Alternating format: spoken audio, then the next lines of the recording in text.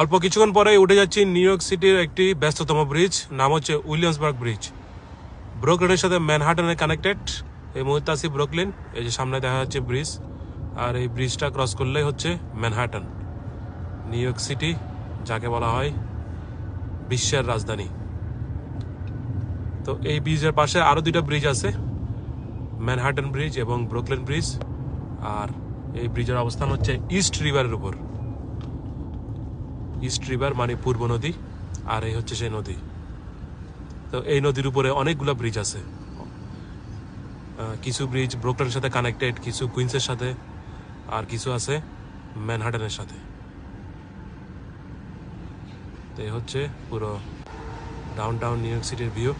তো ব্রিজটা ক্রস করে আস্তে আস্তে ম্যানহাটনের দিকে ঢুকে যাচ্ছি। এই হচ্ছে নিউ ইয়র্ক সিটির ম্যানহাটন শহর।